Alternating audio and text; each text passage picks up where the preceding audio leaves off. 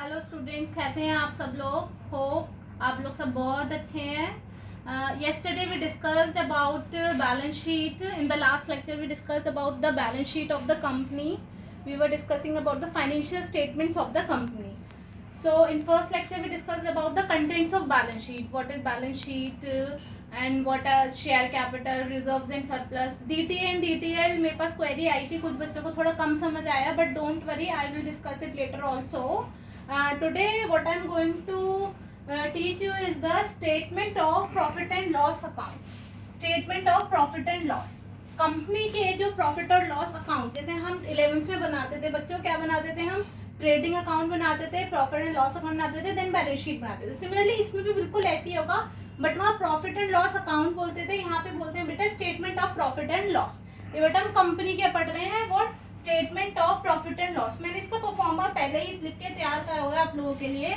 इसमें है statement of profit and loss, सबसे ऊपर हेडिंग डाली जाती है, ये किस ईयर के लिए है, फॉर द ईयर एंडेड, जो भी आपका पीरियड है। फॉर एग्जांपल मेरे को 1920 के लिए बनाना है, अप्रैल 19 से मार्च 20 तक के लिए बनाना है, तो बिल्कुल ऐसे लिखेंगे, ईयर एंडेड 31 मार्च 2020। ओके, तो उसके बाद हमारा परफॉर्मा क्या है, सबसे पहले पर्टिकुलर्स आते हैं बेटा, नोट नंबर आता है। ये नोट्स नंबर क्या होते हैं, मैंने आपको बताया था फाइनेंशियल स्टेटमेंट के 4 पार्ट होते थे बेटा। एक तो बैलेंस शीट होती थी आपकी, एक statement of P&L, third one is cash flow statement, and the fourth is notes to accounts. तो ये नोट्स जो हम इसकी क्लैरिफिकेशन देंगे, जो हम इसकी डिटेल देंगे, वो नोट्स में देंगे, नोट्स टू अकाउंट्स में देंगे। तो वो नोट नंबर बेटा यहाँ पर लिखते हैं हम लोग। फिर ये फर्स्ट, ये वाला थर्ड कॉलम है आपका figure of the current year, जो करंट ईयर की अमाउंट्स होंगी बेटा वो यहाँ आएंगी, और ये प्रीवियस ईयर की जो करंट हमारी फिगर्स होंगी वो इस वाले कॉलम में आएंगी, अमाउंट्स इस कॉलम में आएंगी। फॉर इसमें जैसे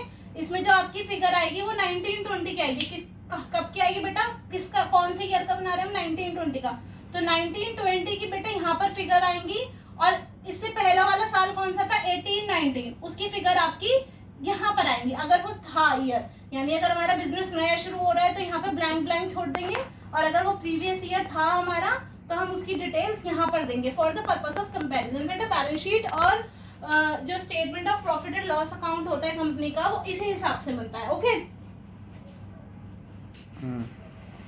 सो particulars, note number, figure of the current year, यानी अमाउंट्स आती है इस कॉलम में, और इस कॉलम में आती है figure of the previous year, पिछले साल की फिगर आती है बेटा।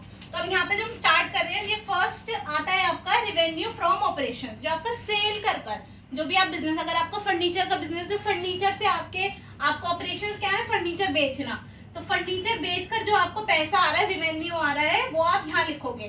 कहाँ लिखोगे, उसकी फिगर आप यहाँ लिखोगे, प्रीवियस ईयर की फिगर आप यहाँ लिखोगे, ठीक है बेटा। फिर है अदर इनकम। अदर इनकम क्या होती है बेटा, जैसे मेरा जो मेन बिजनेस है, ऑपरेशंस जो है मेरे, वो तो फर्नीचर का काम है, लेकिन मैंने कहीं बैंक में FD कराई हुई है, तो वहां से मुझे इंटरेस्ट की इनकम आ रही है, तो अदर इनकम, ये सब आपने पढ़ा हुआ है, ये यहाँ पर आएगा, अदर इनकम की फिगर्स आ जाएंगी यहाँ पर, ठीक है। तो ये आ जाएगा हमारा बेटा यहाँ पे total revenue. Total revenue for example मैं यहाँ पे लेके चलती हूँ, मैं फिगर्स लेके चल रही हूँ, यहाँ पर मेरे को 1 लाख का रेवेन्यू हुआ फ्रॉम द ऑपरेशंस इस साल, और 10,000 की मेरे को इनकम हुई from the other source. Other source मतलब बैंक में FD कराई हुई है, कहीं शेयर्स ले रखे हैं किसी और कंपनी के, वहां से कुछ मुझे पैसा मिला है डिविडेंड की फॉर्म में, कुछ भी, यानी अदर सोर्स से अगर इनकम हुई है तो यहाँ आएगी। रेवेन्यू फ्रॉम ऑपरेशंस मींस जिस चीज का मैं बिजनेस कर रही हूँ। फॉर एग्जांपल मेरा प्रोफेशन टीचिंग का है, तो जो मेरी टीचिंग की फीस आएगी बेटा, वो मेरा रेवेन्यू फ्रॉम ऑपरेशंस है, ठीक है।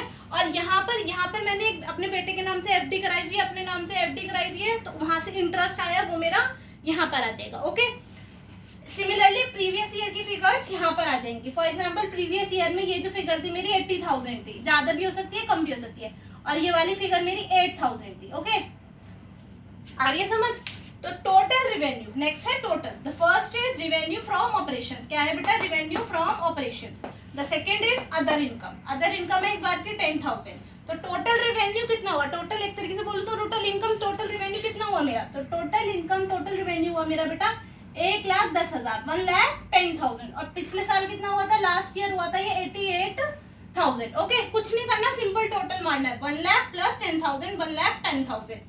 फिर आता है वहां पर हम जब 11th में करा था हमने एक सोल प्रोप्राइटरशिप का, तो हम कैसे करते थे, इधर सारे एक्सपेंसेस लिखते थे, इधर सारी इनकम लिखते थे, नीचे जो भी बैलेंस प्रॉफिट या लॉस जो भी आता था वो निकालते थे। बट यहाँ पर सिंपल ऐसे ही फॉर्म में जाएगा सीधा सीधा, पहले ऊपर रिवेन्यू आ गया, टोटल रिवेन्यू आ गया, क्या आ गया बेटा, टोटल रिवेन्यू आ गया। अब आ रही है बारी एक्सपेंसेस की, यहाँ सारे हम अपने एक्सपेंसेस बुक करेंगे। एक्सपेंसेस बुक करने के लिए बेटा यहाँ कुछ पर्टिकुलर हेड दिए हुए हैं। ये हेड्स क्या है, सबसे पहले आएगा cost of material consume. For example मेरा फर्नीचर बनाने का बिजनेस है, तो उसमें मैंने कुछ लकड़ी मंगाई थी, कुछ शीशा मंगाया था टेबल के लिए, कुछ भी है इस तरीके का, तो वो मैंने कितना मटेरियल कंज्यूम करा, मैंने कितना मटेरियल कंज्यूम करा, मैंने 25,000 का मटेरियल कंज्यूम करा था, वो मैं यहाँ लिख दूँ। लास्ट ईयर मैंने कंज्यूम करा था 15,000 का फॉर एग्जाम्पल, ठीक है।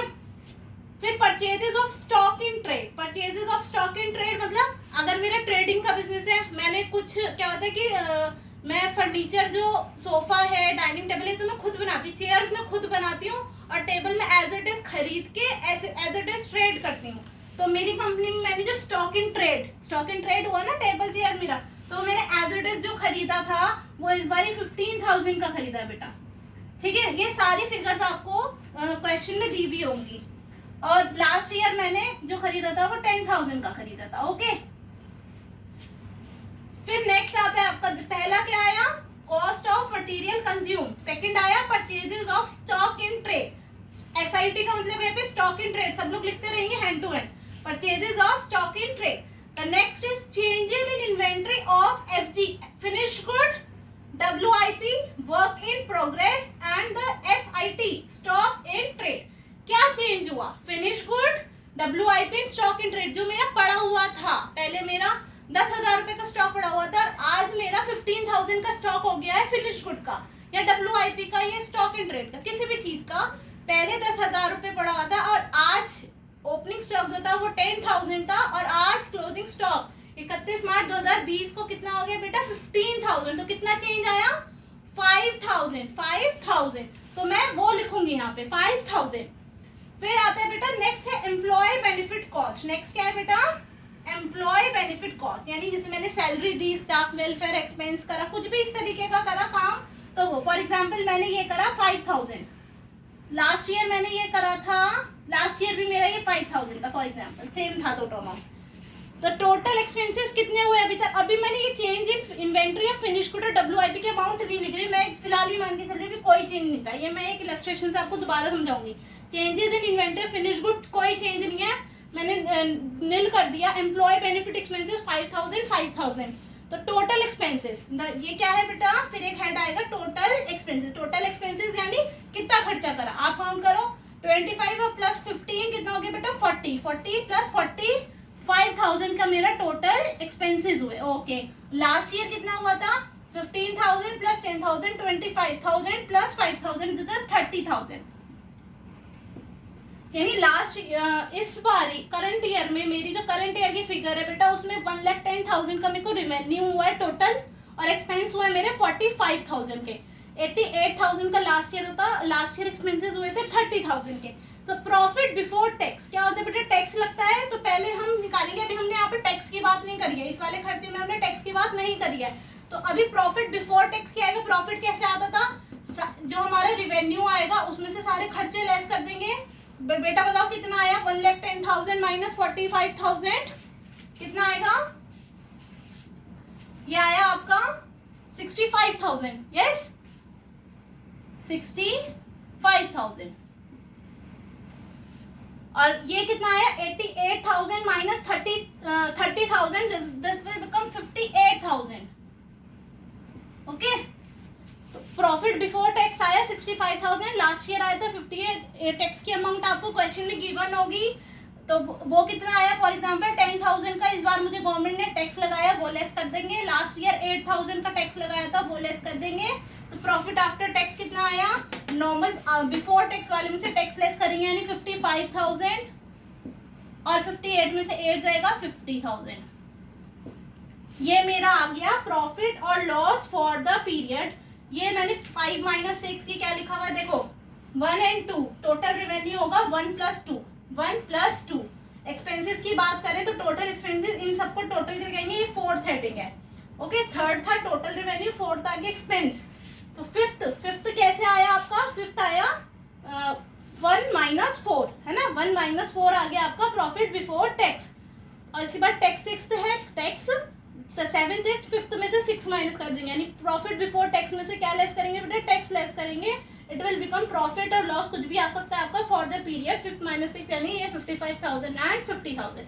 ऐसे हमारा हैंड टू हैंड कंपेरिजन। ये नोट्स नंबर है, क्वेश्चन में कुछ गिवन हो।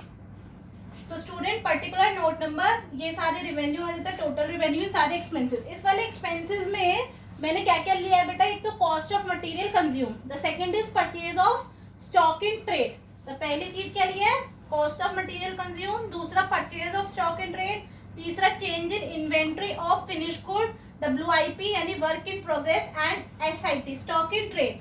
The fourth is employ benefit expenses. इस यहाँ पर 2-3 चीजें अभी यहाँ पे रह गई हैं जो मैंने नहीं ली है, वो मैं इसके बाद डिस्कस करूंगी। मैंने बहुत नॉर्मल फॉर्मेट आपको जो वर्ड्स आपको पता थे वो डिस्कस करा है। अगर आप नोट करना चाहते हैं तो आप कॉपी कर सकते हो इसको। मैं ये फिगर्स रब कर रही हूँ बेटा। इसमें अभी एक्सपेंसेस में 2-3 आइटम्स और हैं जो मुझे आपको बतानी है। मेरे पास यहाँ स्पेस कम था तो मैंने ये एक बारी में पूरा नहीं लिया है। आप वो जो आपने फर्स्ट इलस्ट्रेशन नोट करी है उसे रहने देना, एक सेकंड और साथ में नोट कर लेना जिसमें बाकी सारी चीजें बेटा यही आएंगी। यहाँ पर 2-3 एक्सपेंसेस और होते हैं, 2-3 हेड्स और होते हैं बेटा। एक हेड होता है आपका cost of material consume, second is purchase, third in सब चीजों में चेंज, स्टॉक में चेंज, WIP में चेंज, फिनिश गुड में चेंज। एक एम्प्लॉय बेनिफिट एक्सपेंसेस होते हैं बेटा। एक होते हैं आपके फाइनेंशियल कॉस्ट। क्या होती है बेटा, फाइनेंशियल एक्सपेंसेस, फाइनेंशियल कॉस्ट, ठीक है ना। एक होती है आपकी डेप्रिसिएशन टाइप्स कॉस्ट, ठीक है ना, डेप्रिसिएशन एंड एमोर्टाइजेशन कॉस्ट बोलते हैं, depreciation and amortisation cost. Okay, एक होती है फाइनेंस कॉस्ट। इसी में ही आप दूसरी एक इलस्ट्रेशन निकाल के आपको बुक में भी फॉर्मेट मिल जाएंगे, finance cost, depreciation and employ cost. और एक लास्ट में हम अदर्स का हेड बना देते हैं। किसका हेड बना देते हैं, अदर्स एक्सपेंसेस, ठीक है। ये सारे यानी ये 1 2 3 4 5 6 7 यहाँ पर इन सबका टोटल एक्सपेंसेस, फिर बिल्कुल वही आएगा। टोटल एक्सपेंसेस होने के बाद आप क्या करोगे, क्या आ जाएगा, प्रॉफिट बिफोर टैक्स, फिर इसमें से टैक्स को लेस कर दोगे और after that profit after tax आ जाता है बेटा, या मैं बोलूं प्रॉफिट और लॉस ऑफ द पीरियड, ठीक है बेटा। तो ये 3-4 हेडिंग अगर आप उसी में ही ऐड करने चाहते हैं उसमें कर सकते हैं, वरना प्रॉपर फॉर्मेट आपका ये है। मैं दोबारा रिपीट कर रही हूँ। Particular note number, figure of the current year, previous year. सबसे पहले रिवेन्यू आएंगे, रिवेन्यू फ्रॉम ऑपरेशंस, फिर एक अदर इनकम, टोटल रिवेन्यू आ गया। इसमें कोई चेंज नहीं था। यहाँ एक्सपेंसेस के लिए मेरे पास स्पेस कम था तो मैंने पहले 4 एक्सपेंसेस लिए थे, cost of material consume, purchase of stock in trade, third is changes in inventory of finish good, WIP and stock in trade. The fourth is employ benefit expenses. Employ benefit expenses जैसे कि salary दी, wages दी, staff welfare expense करा, कुछ भी करा, employ benefit expenses. फिर बेटा उसी की कॉन्टिन्यूएशन में आएगी फाइनेंशियल कॉस्ट, फाइनेंस की कॉस्ट। फाइनेंस मतलब मैंने कहीं से लोन लिया हुआ है तो उसका मैंने इंटरेस्ट दिया है, एग्जांपल दे रही हूँ मैं, सबको डिटेल में डिस्कस करूंगी with illustration. Financial cost, depreciation आप सबको पता है 11th में बड़ा, डेप्रिसिएशन एंड एम्बोर्टाइजेशन कॉस्ट है कुछ, तो वो बाकी कुछ इन हेडिंग्स में नहीं आ रहा, अदर एक्सपेंसेस में डाल सकते हैं, ठीक है बेटा। तो जो टोटल आया, टोटल एक्सपेंसेस का आ गया आपका यहाँ पर, टोटल एक्सपेंसेस का आ गया ये, फिर इस this revenue minus this figure क्या आ गया आपका, प्रॉफिट बिफोर टैक्स, ठीक है। उसमें से टैक्स की फिगर माइनस करेंगे, लास्ट आ गया आपका प्रॉफिट और loss of the period, during the period क्या आपने कमाया। नेट लास्ट फिगर आपकी यहाँ गई बेटा। पहले मेरे पास स्पेस कम था, क्लियर समझाने की वजह से मैंने ये 2-3 आइटम्स छोड़ दी थी। आप इसको कॉन्टिन्यूशन में कॉपी कर लीजिए, प्लीज कॉपी करना है कर सकते हैं आप लोग, अदरवाइज ये बुक में भी मिल जाएगा। This is the statement of profit and loss of the company. Profit and loss हम कैसे निकालते हैं बेटा, बैलेंस शीट का मैंने आपको बैलेंस शीट की सारी आइटम्स फर्स्ट लेक्चर में बताई थी, आज प्रॉफिट एंड लॉस बताया है।